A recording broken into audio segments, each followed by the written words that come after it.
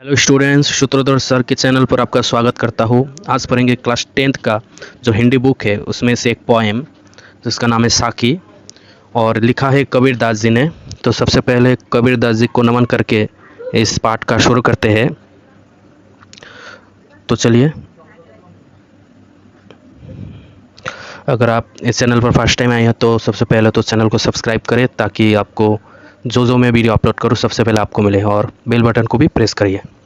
तो चलिए, सबसे पहला क्या है, ऐसी बानी बोलिए मन का आपा खोए, और उनको अपना तन शीतल करे और उनको सुख होए। तो ठीक है, इसका आशय क्या है, ये गुनगुना भी सकते हैं ऐसे करके। ऐसी बानी बोलिए मन का आपा खोए, अपना तन शीतल करे और उनको सुख होए। बहुत अच्छा लगता है ना। तो ये बहुत अच्छा गाना भी निकला है। तो इसका मीनिंग क्या है, देखिए। इसका आशय है कि कबीरदास जी कहते हैं कि प्रत्येक मनुष्य को ऐसी भाषा बोलनी चाहिए जो सुनने वाले के मन को अच्छी लगे। ऐसी भाषा सुनने वालों को तो सुख का अनुभव कराती ही है, इसके साथ स्वयं का मन भी आनंद हो जाता है। ठीक है, स्वयं को भी अच्छा लगता है, अच्छा अनुभव होता है। ऐसा ही मीठी वाणी के उपयोग से हम किसी व्यक्ति को क्या दिला सकते हैं, शांति दिला सकते हैं, आदर का एहसास करा सकते हैं। तो जब भी लोगों से बातचीत करते हैं तो अच्छा अच्छा बात बोलना चाहिए ताकि दूसरे के मन को भी शांति मिले और खुद को भी सुख मिले। ठीक है, तो नेक्स्ट क्या है, देखिए। कस्तूरी कुंडली बसे मृग धुंडे बन माही, ऐसे घटी घटी राम है दुनिया देखे नाही। तो इस लाइन में कबीरदास जी क्या कहते हैं कि ईश्वर की महात्मा बताते हुए कहते हैं कि कस्तूरी हिरन की नाभि में होता है, लेकिन इससे वो अनजान हिरन उसके सुगंध के कारण पूरे जगत में ढूंढता फिरता है। हिरन को पता ही नहीं कि ये सुगंध कहाँ से निकल रहा है, लेकिन ये जो सुगंध है उसके नाभि से ही निकल रहा है, उसके कस्तूरी से। ठीक है, ठीक इसी प्रकार से ईश्वर भी प्रत्येक मनुष्य के हृदय में निवास करते हैं, परंतु मनुष्य इसे नहीं देख पाता है। वो ईश्वर को मंदिर, मस्जिद और तीर्थ स्थानों में ढूंढता रहता है। तो इसीलिए ये बताया कबीरदास जी ने कि जैसे एक हिरन को पता नहीं चलता कि ये सुगंध कहाँ से आ रहा है, लेकिन ये सुगंध उसके नाभि से ही निकलता है, कस्तूरी से। ठीक है, उसी प्रकार जो ईश्वर है, लोगों को पता ही नहीं कि ईश्वर अपने मन में है, लेकिन हम क्या करते रहते हैं, मंदिर, मस्जिद ये सब में ढूंढते रहते हैं। ठीक है, समझ में आ गया होगा। तो नेक्स्ट देखिए, नेक्स्ट क्या है। जब मैं था तब हरि नहीं, अब हरि है मैं नहीं, सब अंधियारा मिटी गया जब दीपक देखिया माही। तो यहाँ पर मैं मतलब क्या है, यहाँ पर आपको पता चल जाएगा, जैसे अहंकार में। ठीक है, तो इसका आशय क्या है, कबीरदास जी कहते हैं कि जब मेरे अंदर अहंकार था तब मेरा हृदय में ईश्वर का वास नहीं था। ये तो ओरिजिनल बात है कि जब किसी के अंदर अगर अहंकार होता है तो वो भगवान को भी नहीं मानेगा, और जो भगवान को मानता है, ऊपर वाले को मानता है, तो उसके अंदर तो अहंकार होगा भी नहीं। और मैं हृदय में ईश्वर का वास है तो अहंकार नहीं है। किसी के मन में अगर अहंकार वास करता है तो भगवान नहीं रहेगा, अगर उसके अंदर भगवान है तो अहंकार भी नहीं होगा। जब से मैंने गुरु रूपी दीपक को पाया है तब से मेरे अंदर का अहंकार ख़त्म हो गया है। ठीक है, किसी भी ज़िंदगी में, लोगों की ज़िंदगी में गुरु रूपी दीपक होना चाहिए, किसी के ऊपर विश्वास रखना जरूर है। तो ये लाइन आपको समझ में आ गया होगा। तो नेक्स्ट देखिए। सुखिया सब संसार है खाए और सोवे, दुखिया दास कबीर है जागे और रोवे। तो यहाँ पर क्या बताया गया कि लोग माया जनित अंधकार के वश में आकर खाना पीना सोना को ही जीवन का उद्देश्य समझकर गलतफहमी में मस्त है। ठीक है, लोग गलतफहमी में हैं, लोग सिर्फ खाता है, पीता है, सोता है। ठीक है, कबीर साहब माया के बंधन को काट कर जाग गए हैं और बेफिक्र होकर सोए लोगों को देखकर उन्हें दुख होता है, और कबीरदास क्या करते, रोते हैं लोगों को देखकर। जो अमूल्य जीवन मालिक के सुमिरन के लिए मिला था उसको बेहद रास्ते और हल्के में लेकर जीवन का अमूल्य वक्त बर्बाद कर रहा है लोग। इसको देखकर कबीर को मन ही मन दुख होता है, क्योंकि वो लोग, कबीर क्या अब क्या हो चुका है, कबीर जाग चुका है। तो कबीर वही बोलता है लोगों को देखकर, उसको उसके मन में दुख होता है कि लोग क्या आराम से सो रहा है, ज़िंदगी का जो समय है, अमूल्य समय, उसको बर्बाद कर रहे हैं लोग।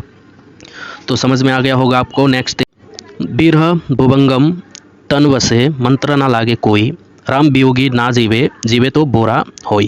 तो इसका आशय क्या है, देखिए।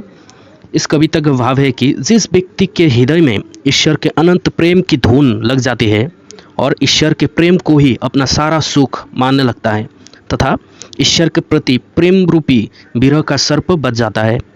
उस पर कोई मंत्र असर नहीं करता है, उस पर किसी बात का कोई असर नहीं होता है, अर्थात भगवान के विरह में कोई भी जीव सामान्य नहीं रहता है।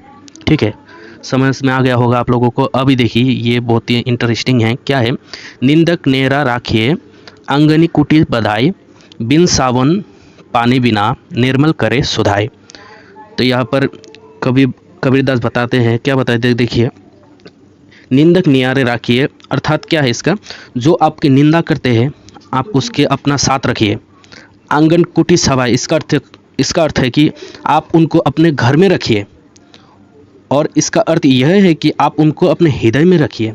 ठीक है, घर में तो रख नहीं सकते, कम से कम उसको आप नज़दीक रखिए। ठीक है, उनको सुनिए। ठीक, बिन पानी साबुन बिना निर्मल करे सुहाए। इसका अर्थ क्या है? जैसे आप अपने शरीर को साफ रखने के लिए स्नान करते हैं, वैसे ही ये लोग भी ये बिना साबुन और पानी के भी आपके शरीर को साफ कर सकते हैं। मतलब ये लोग आपके अंदर की कमी को आपके सामने लाते हैं, जिससे आप उसे दूर करके खुद को साफ अर्थात पहले से भी उन्नत कर सकते हैं। ठीक है, समझ में आ गया होगा आप लोगों को। नेक्स्ट देखिए, पोथी परी परी जगमुआ पंडित भयाना कोई, एक के आशीर पीव का परे सो पंडित होए। तो इसका आशय क्या है? देखिए, बड़ी बड़ी किताबें पढ़कर संसार में कितने ही लोग मृत्यु का द्वार पहुंच गए, पर सभी विद्वान न बन सके। कबीर मानते हैं कि यदि कोई प्रेम का प्यार के केवल 2.5 अक्षर भी अच्छे तरह से पढ़ लेना, अर्थात प्यार का वास्तविक रूप पहचान ले, तो वही सच्चा ज्ञानी होता है। ठीक है, ज्ञानी पंडित बनने के लिए ज़्यादा पढ़ने का ज़रूरत नहीं होता, लेकिन कोई भी व्यक्ति अगर प्यार का 2-2.5 अक्षर भी प्यार का पढ़ लेता है, उसके अंदर ज्ञान आ जाता है, प्यार का ज्ञान, तो वो पंडित हो जाता है, ऐसा करके बताया गया है। तो लास्ट क्या है? हम घर जलाया अपना, लिया मुरारा हाथी, अब घर जालो ताश का, जे चले हमारे साथी। तो यहाँ पर देखिए क्या बताया कि कबीर साहब कहते हैं कि उन्होंने अपने अंधकार रूपी घर, विषय विकार और अहम रूपी घर, सांसारिकता के मोह माया के घर को अपने हाथों से ज्ञान की लकड़ी से जला दिया है। ठीक है, उसका जो मोह माया था, ज्ञान आने के बाद हर एक चीज़ को उन्होंने जला दिया है। ठीक है, अब जो भी मेरे साथ चलना चाहे, मैं उसका भी घर जला दूंगा, ये कहता है। क्या? अब घर जालो ताश का, जे चले हमारे साथी, मतलब मेरे साथ जो जो आएगा उसका भी घर में जला दूंगा। घर का मतलब क्या, आशय क्या है कि उसका भी जो मोह माया है वो भी मैं जला दूंगा। भाव है कि ईश्वर की साधना में जो सबसे बड़े बाधक है, ठीक है, मोह माया, इन्हें जब तक समाप्त नहीं किया जाता है तब तक कोई भी ईश्वर की पहचान नहीं कर सकता।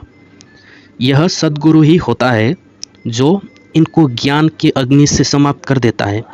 जिसे भी ज्ञान की प्राप्ति करनी है उसे इनके घर को जलाना ही होगा। जिसको ज्ञान चाहिए, जिसको आराम चाहिए, शांति चाहिए, तो उसको मोह माया लोभ लालच तो छोड़ना ही पड़ेगा।